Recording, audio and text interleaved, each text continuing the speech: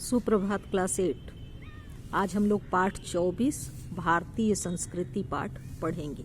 भारतीय संस्कृति, देखिए भारतीय संस्कृति का इतिहास बहुत ही पुराना है।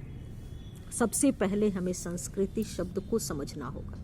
सबसे पहले हम संस्कृति शब्द को समझेंगे। संस्कृत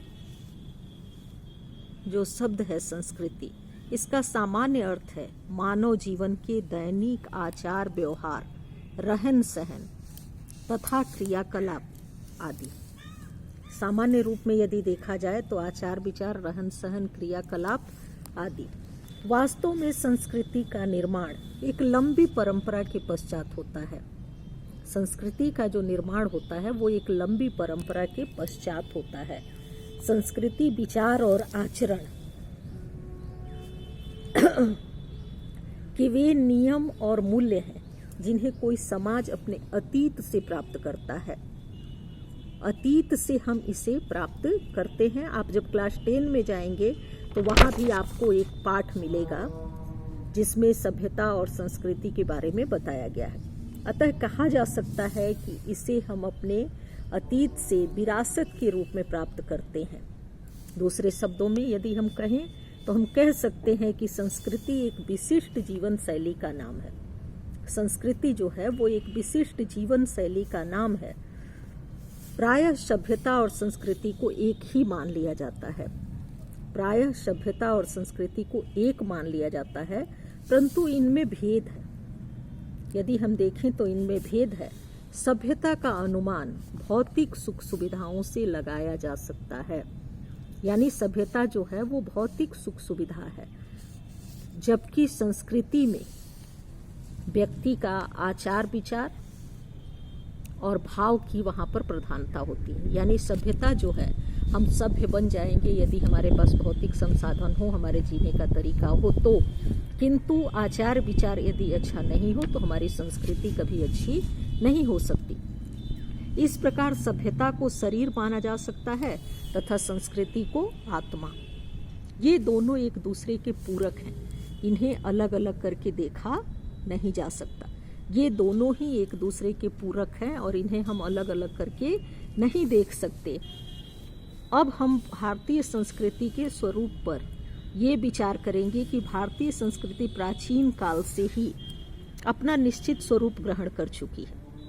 यानी आज की संस्कृति से भी भारत की प्राचीन संस्कृति अच्छी थी और यही कारण था कि हम विश्व गुरु थे। हमें आगे कुछ सीखने की आवश्यकता नहीं है। यदि हम अपनी संस्कृति को ही आत्मसात कर लें तो हम वास्तव में अपने विश्व गुरु के स्थान को ग्रहण कर सकते हैं।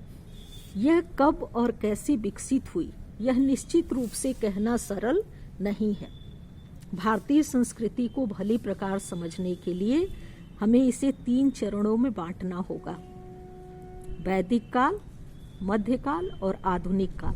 भारतीय संस्कृति को ठीक ढंग से समझने के लिए इसे हमें 3 चरणों में बांटना होगा।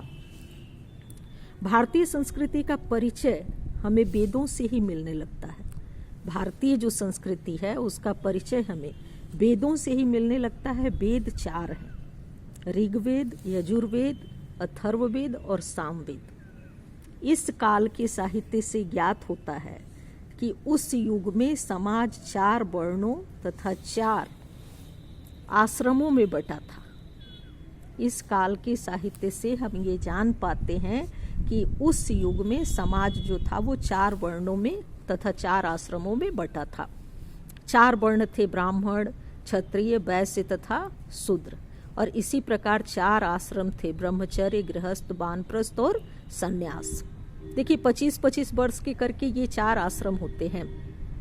25 वर्ष जन्म से लेकर 25 वर्ष तक ब्रह्मचर्य, 26वें से 50 तक गृहस्थ, 51 से लेके 75 तक वानप्रस्थ और 76 से लेके 100। सामान्यतः 25-25 वर्षों का ये हमारा आश्रम जीवन का बांटा हुआ होता है।